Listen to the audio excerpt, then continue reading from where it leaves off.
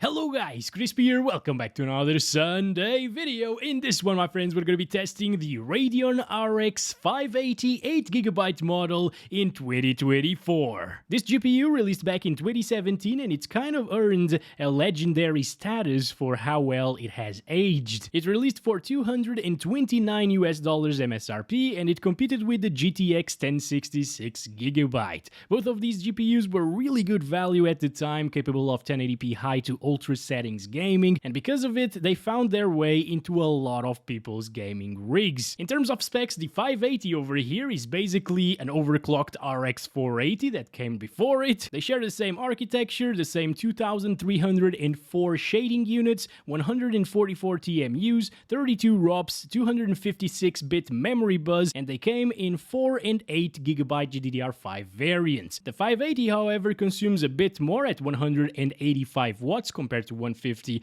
on the 480, and that allowed for the higher clock speeds in this card. Now, 7 years later, and after a lot of price increases and decreases because of mining crazes and GPU shortages and so on, the 580 sits at around $60. At least that's what I've seen on the sold listings on eBay. But be wary, my friends, because AMD is slowing down on the driver updates for this thing. Not that it matters too much for that cheap price, it will still be good for like a year or two after driver updates stop. But enough talking, what kind of performance does the RX 580 8GB provide in 2024? Well, let's find out, shall we? And let's start with the most popular game on Steam, Counter-Strike 2. We're playing at 1080p resolution using the low settings with high textures. Alright, here we go. Let's start counting our FPS. They have 1 minute of an advantage here because the game started 1 minute ago, but we still have a chance to finish in first place, right? Let's do this. And with these FPS, I can't really blame it on the performance, really, if I lose, right? So apparently, even though this isn't CSGO anymore and you can't really get like 300 FPS with a 580 like you could in CSGO, it's still a very capable GPU for this particular title, as expected, I believe. There we go. Oh, no. Alright, you know what, guys? Let's try the one digs. Oh, yeah, there's one of them. Come on, show yourself again, buddy. Come. Yeah, no, that wasn't a one dig, but it worked. Come on, there we go. Another one. Let's go. Damn it. If it wasn't for the friggin' spawn protection, I would have gotten that kill. And look at that. We actually got that one. Amazing. Wait a second. I think there's one here. No, he's dead. Okay, show yourself. Come on. Okay, I got him. Oh. Okay. Let's go back to the AK, guys, because otherwise I don't stand a chance of winning this. All right, let's go. Feels very, very smooth here on my 120 hertz capture card. Finally, I can play these games at high refresh rates. Previously, it was like 60 hertz and it was terrible, but now it feels really, really awesome to play like this. So if you don't have a high refresh rate monitor and if you're playing like CS2 and games like these on your 580, it's probably worth it to invest in one if you play these games a lot, of course. If you're stuck with like Red Dead Redemption 2s and stuff like that, yeah, 60 hertz is more than enough for a 580 these days. Come on, there we go. What are you doing? Hi. Okay. He tried so hard, but got so far. Oh boy, there we go. See, you can be a beast with a 580 basically. And yes, there are improvements to be had if you had like 240 hertz, for example, but this is a very comfortable experience even for high level play. Here we are in a casual match. I threw a smoke out. Let's see it with an AG grenade on top of it. Doesn't seem to drop too much from 100 FPS, but it does drop from 60 if there's an AG grenade on top of the smoke. Let's take a look at the fire effects right here. 80 FPS. Yeah, okay. It's not terrible, honestly, but you might want to drop it to like 900p if you want to achieve 60 plus 100% of the time. And speaking of Red Dead Redemption 2, we're playing it next at 1080p resolution using the Xbox One X settings. So these are customized, of course. They were found by Digital Foundry. They have a great video on that if you want to take a look. And these settings provide very decent visual fidelity as well as good performance performance on the RX 580. It is stuttering a little. No, Roach, I'm sorry. God damn it, I pressed F to write Roach and it's E in this game. I keep forgetting things. Also, the frame time, I don't know why that happens. Maybe it's a recent AMD driver. Hello, Jack, how you going, buddy? Good to see you. No, God damn it, Roach, why? Wait a second, wait. No, Jack, don't do this, Jack. Don't do this, Jack. Don't, please. Well, at least we've seen Jack. You know what? I'm gonna try to disable triple buffering. Maybe that's what's causing those little stutters. It's quite annoying. And here we go. It's still happening, guys, from time to time. They're very consistent. It's not because it's running out of VRAM or anything. I don't know why it's happening. Okay, now we're in Strawberry Town, one of the most intensive areas in the game, and it actually is dipping down into the 50s, as you can see. Come on, Roach, it's fine. It's okay. Everything is okay. Can we please go? You know what? I don't care. I'm gonna jump to the other horse. Please. Thank you. All right, kind sir. Goodbye. Thank you for your Roach. And, okay, this runs, finally. 55 FPS, what we get in Strawberry. You can rest assured that it won't really drop much further than this in other towns. And even in the big city of the game, it's less intensive than this. And now it's raining as well. It's a good experience, if only it wasn't stuttering this much. So let's try it with the DX12 API then. I gotta restart the game for that. Alright guys, this is it, 1080p using the exact same settings here, but now with the graphics API set to DX12.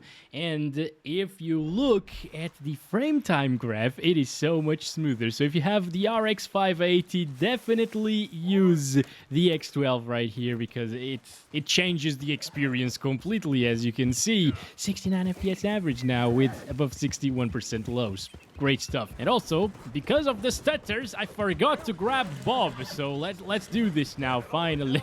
Oh, yes. All right. It still drops from 60. I was hopeful that maybe the X12 would get to 60 plus even here, you know, because there's sometimes a little bit of a difference between Vulkan and the X12 performance, but it seems like it's pretty much the same in this case.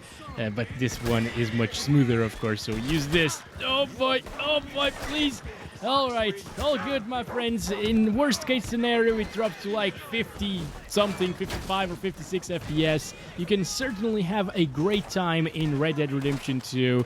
And let's move on to the next game. Why were you aiming at Roach, Arthur? What the hell is wrong with you? You deserve to die. Next is Cyberpunk 2077, a little bit more intensive of a game at 1080p resolution using the low preset with FSR on quality first, which is actually the auto settings, so we're not really changing anything by setting it to quality, but I will change the texture quality. I will set it to high because we have 8 gigabytes of VRAM. And here we have it, guys. Look at that, 60 FPS. That's pretty good. Now, granted, we're using FSR here on quality, which is making the game render at 720p, and then it upscales to 1080p resolution, but it does look pretty decent, doesn't it? There is a bit more fuzziness than there would be at native res, yes, but I mean, the overall picture is still very usable and seeable, I think. And I think I would end up utilizing FSR on quality in this particular title with a 1080p monitor at like 24 inches. It should look good, okay? And it does, at least to me, on a 4K monitor at 32 inches. Goodbye, Bob! There we go! Hey, think he's dead, right? I think we made it. First time. Okay, let's go! Let's go! Oh boy! Why did you turn there? I'm stuck! No! Why are you stuck? Okay, there we go. There we go. Come on. Come on. Anyway, we got around 55 to 60 FPS in that roundabout back there. That's pretty good because that's a really intensive area in this part of the game, the base game, basically. The DLC is a bit more intensive, so you're gonna see a slowdown of like 10% or so if you go play the DLC. Now, if you're not an FSR guy, I will still test it with native resolution here. All right, still on the high textures. Everything else is on low preset, and it has a lot of things on medium, as you can see. Let's start counting our FPS. It's getting, oh boy, around 40s. That's pretty good still. Now, the image isn't as fuzzy as it was with FSR and as noisy, but there is still quite a lot of noise like this, just at native resolution. So I think I myself would go for FSR quality for those smooth 60 FPS. But if you don't care about 60 FPS, this is still doable. Oh, they still haven't fixed this issue, the reload issue. Look at that. I'm I have an invisible mag in my hand. Oh boy. And the last thing that I want to talk to you about before we move on to the next game is that the GPU utilization isn't maxed out. This was an issue back when the game came out with the RX 500 series, and it's still an issue 4 years later. How crazy is that, right? Anyway, if you have the 580 8GB, there's definitely a good experience to be had in Cyberpunk.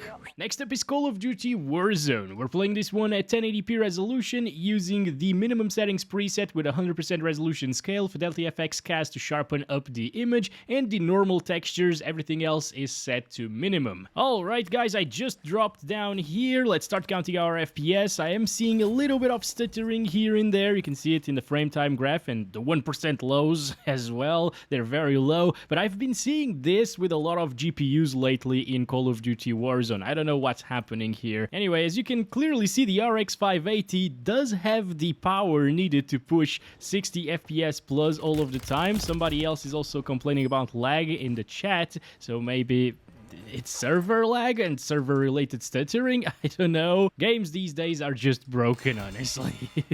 Okay, let's see if I can do something here in the gulag. Alright, I got him. Good stuff. Let's go back to the game. I went to check out some water because that's really intensive in this one. And near the water, it actually does drop down into the 50s. If you shoot at it, it's even lower. But yeah, the RX 580 can certainly play the game. All you need to do if you want 60 plus all of the time is use some FSR on quality. But I would actually utilize these settings since it only drops slightly here and there, you know. And the visual clarity is much better at 1080p native resolution than it is with FSR quality. And don't get me started on that frame generation stuff with FSR 3. It's not worth utilizing in competitive first-person shooters. Next is Horizon Forbidden West, a beautiful game, recent one as well, and we're playing this one at 1080p resolution using TAA and the medium settings preset. And guys, this is actually a pretty good experience, better than like a PS4 Pro, for example, I believe. At least I haven't really played on a PS4 Pro. That probably runs a higher resolution, but this one runs at a higher frame rate. And let's fly around for a little bit now. Look at the water as well. Everything is really, really beautiful here on medium settings, guys. You're gonna enjoy this game a lot with an RX 580, and the good thing is you don't even need 60 FPS in this particular title to enjoy it properly, and the base game will run like this, okay? The Burning Shores DLC is much more intensive than this. Let me just fight this guy over here. I'm gonna check it out in just a little bit, but yeah, you're gonna spend most of your time in the base game, and this is how it runs. Absolutely flawless for a game like this, in my opinion. Not a single stutter in that frame time graph, which is amazing as well, especially coming from Call of Duty Stutter Zone, right? And now I'm testing the Burning Shores DLC, which is super demanding. It drops down into the 30s, but since it doesn't really drop from 30 FPS, you can rest assured that even in the DLC, which is only available on the PS5 and PC, and that's why it consumes a bit more VRAM than the base game, and it's a little bit more intensive as well. Yeah, the RX 580 can definitely handle this, although some of the textures, yeah, they do look like crap. But still, guys, the fact that you can play this game at medium settings, 1080p, it's not even lowest settings possible, right, without major stuttering issues, and in the Burning Shores DLC is fantastic on such an old GPU like the 580. Oh, Fortnite is buttery smooth even here in the waiting screen. What the heck? What have they done? Look at the frame time graph, guys. It doesn't move. Anyway, let's go over the settings. I'm playing at 1080p using DirectX 12 and the medium settings with 100% resolution scale. DX12 is much smoother than like performance mode and DX11, and it's definitely worth using with something like a 580. All right, I'm gonna drop right here. Look at that. Even while getting out of the buzz, we only saw a little variation there in the frame time graph. Holy crap. Have they fixed the stuttering issue? By the way, I also downloaded the streamed assets from the launch options of the game, okay? That helps with the smoothness in DX12, so that might be why it's doing so well here in terms of stability. You can definitely play this one with good visual fidelity. Come on. Oh my god, no! You were doing so well, game. Why did you need to stutter like that? Anyway, after a while, you can rest assured that that won't happen again, you know? And the 580 is doing a great job here. It's medium settings, yes. It doesn't look as good as high settings, for example. It doesn't have nanite or lumen enabled, which kills the performance. Don't use that. And playing on medium settings means that the shadow render distance is extremely small. Oh, I can actually shoot the guy from here. Okay, interesting. Oh boy, oh boy. Come on, there we go. Alright. As you can see inside of the bush, it doesn't even drop, guys. Like, what the hell?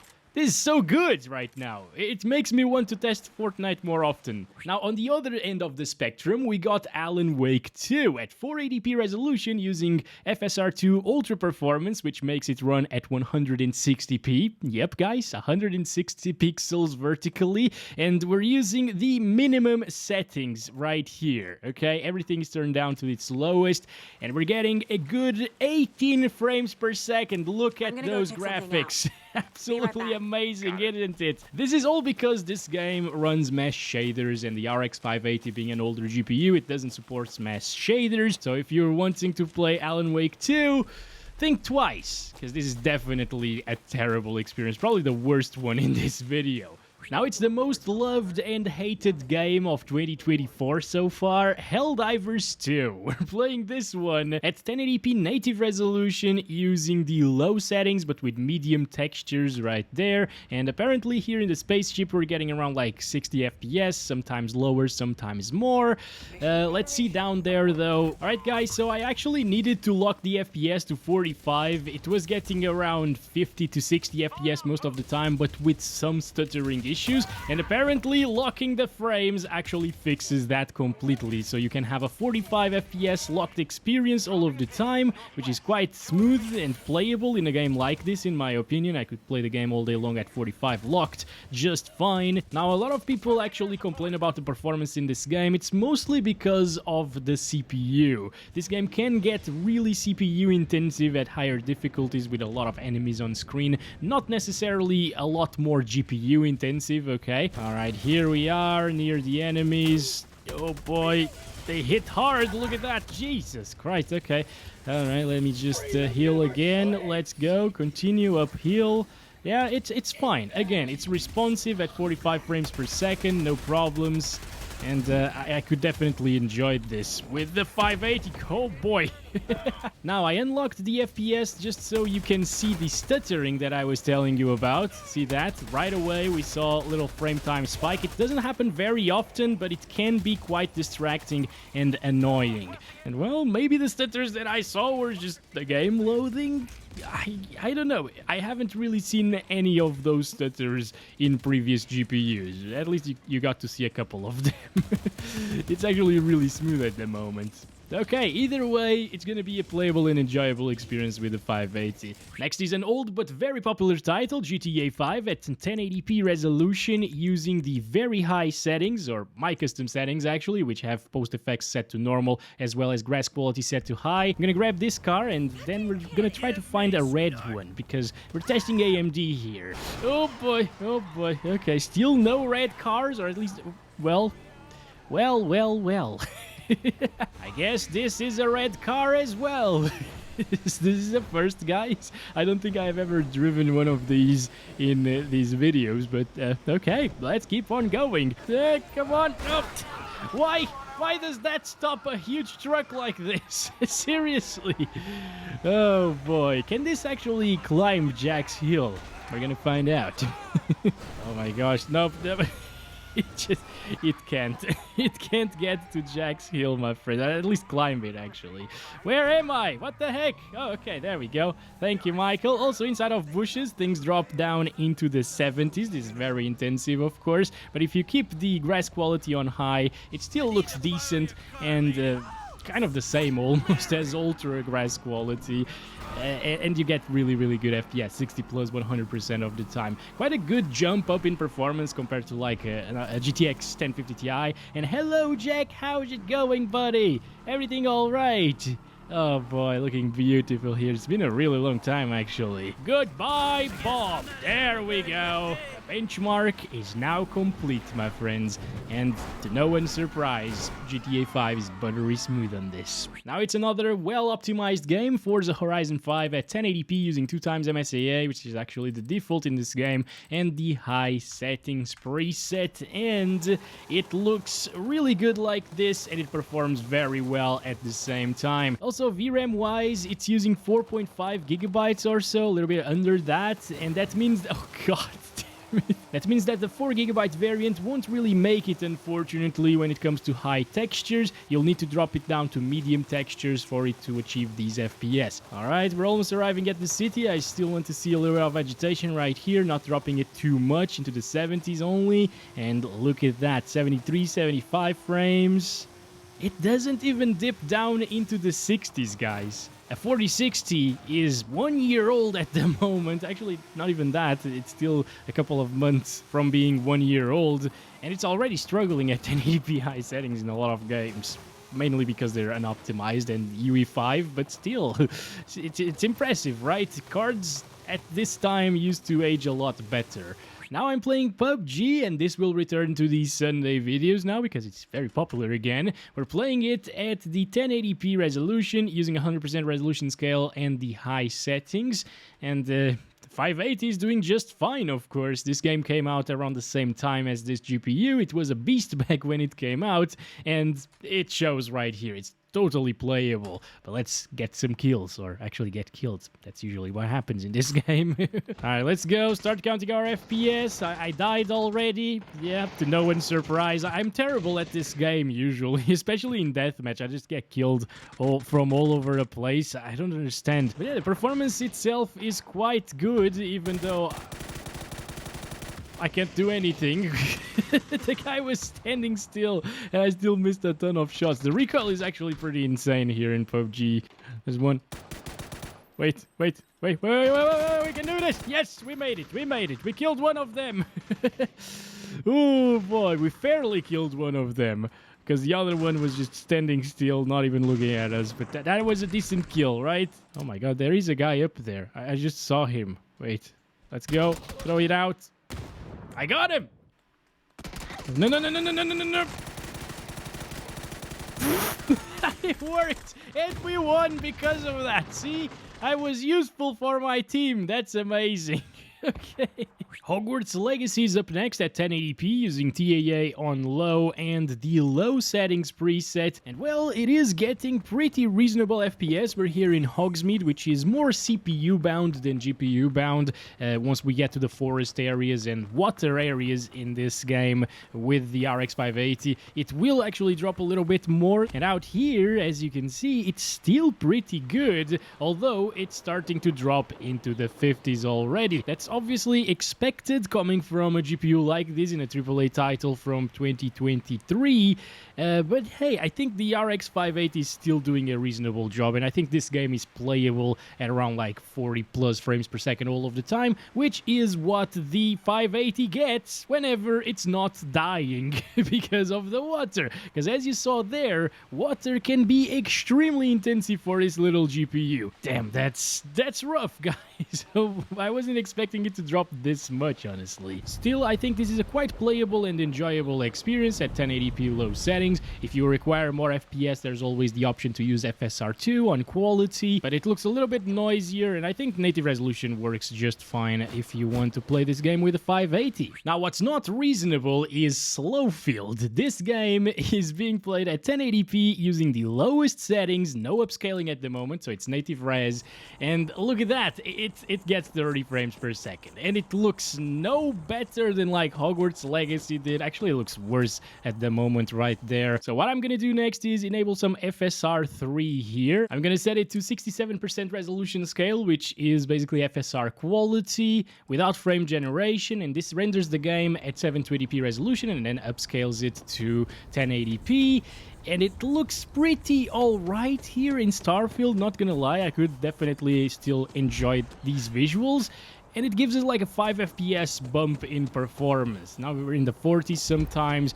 That's probably still not enough for 30 plus 100% of the time across all of the planets and stuff like that, although this is one of the most intensive ones.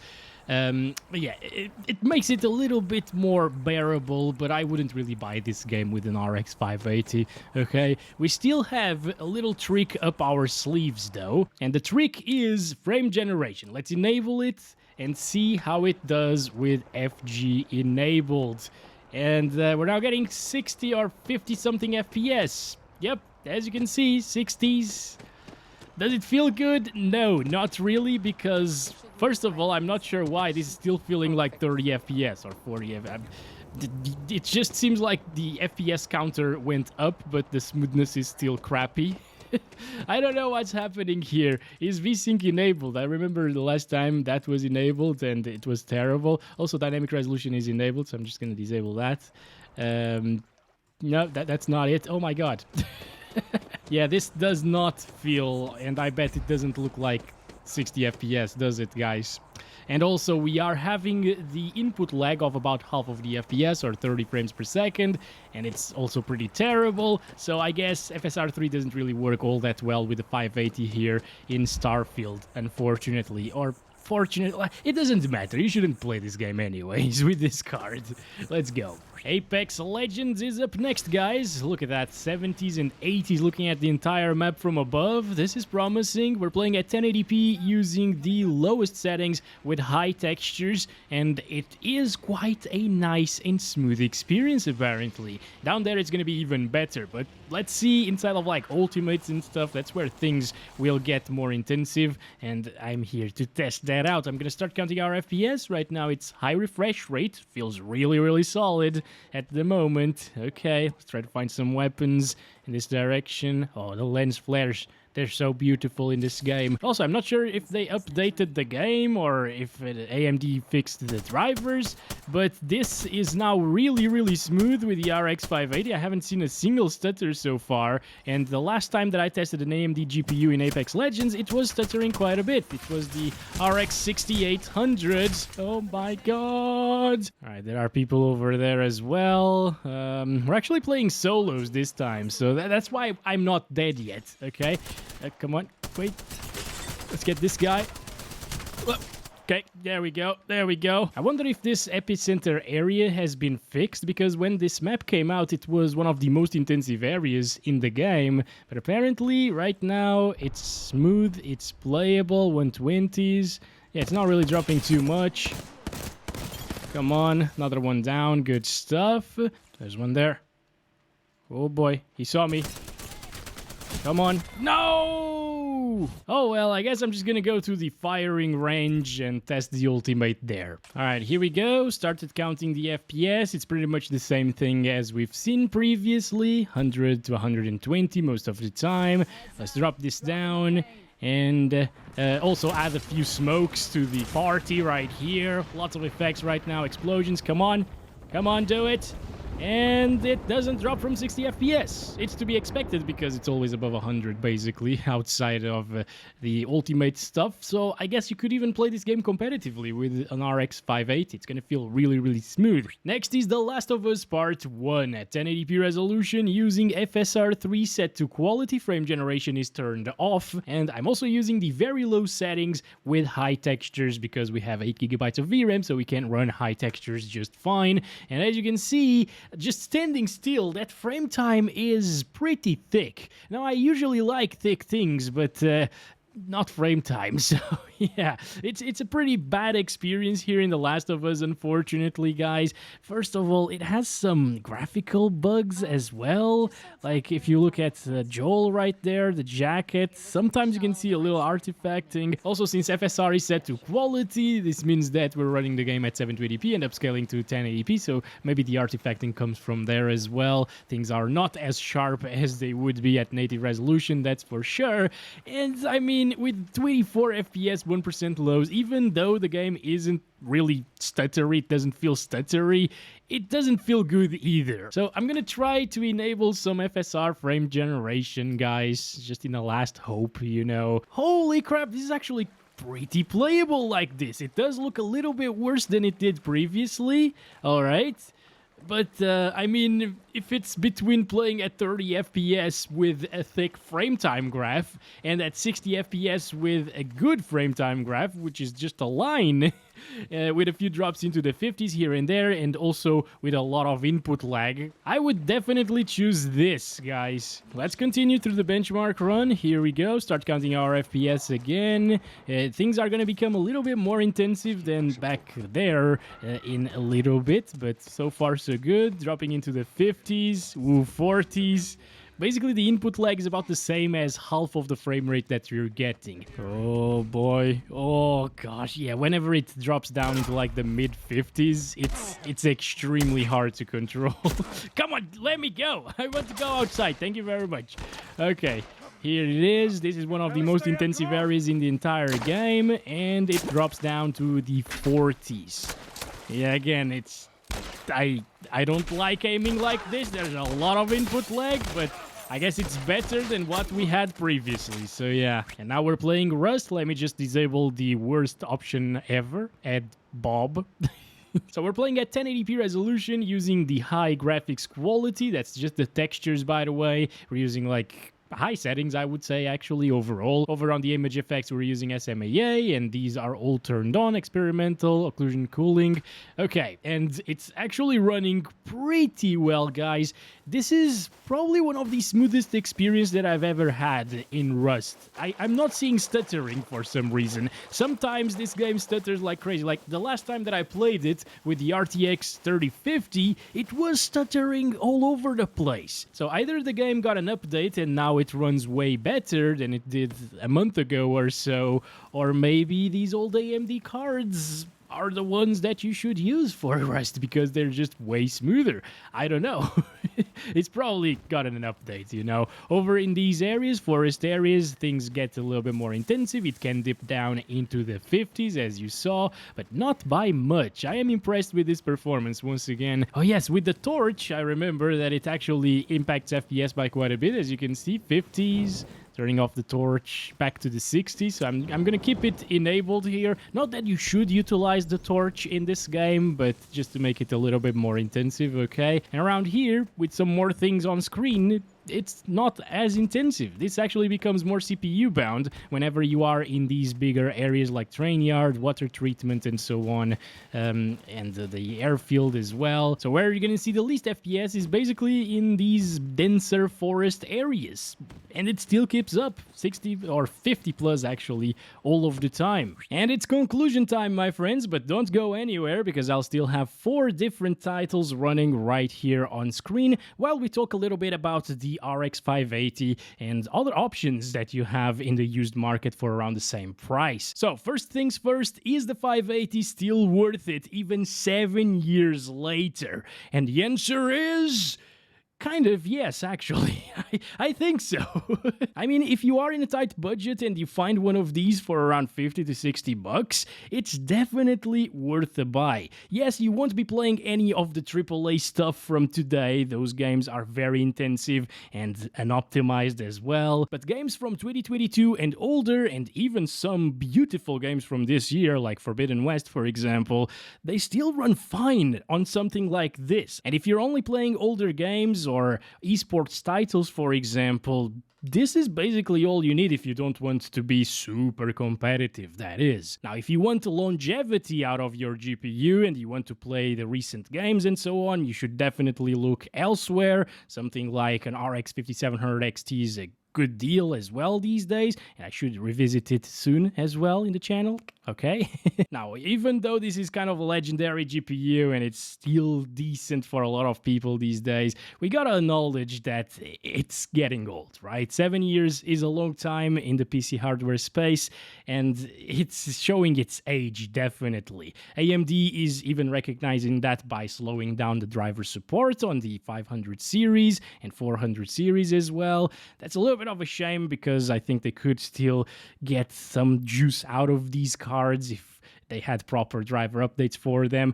But you know, slowing down is not ending driver support. They're still supported after all. And aside from that, another downside of it being an older card is that the power consumption is not the greatest. It didn't really touch 185 watts at all in these tests. It was usually between 130 and 150 watts, but yeah, for the performance it gets, that's a little bit too much. I can certainly feel the heat here in my room right now. Now, if you're concerned about power consumption and the driver updates, there's also the GTX 1060, which retails for around the same price in the used market these days. But there are also downsides going with the 1060. First of all, the major one is the 2GB of VRAM less that it boasts compared to the 588GB. This only has 6. And second, in the recent titles that the 580 can actually play, the 1060 is usually 10 to 15% behind in performance. So you gotta make your choice. Do you prefer more VRAM, more performance, or lower power consumption and probably a little bit more driver support down the line? Well, I guess that's up to you, and that's been it for this video. The 580 certainly put on a good show here in 2024, 7 years later. These aged so well. Anyway, if you're still running one of these in 2024, do let me know down in the comments and let me know what games you are playing as well. People might find it interesting. Share your experiences as well down there, and I'll catch you in the next one very soon. As always, love you all. Bye-bye.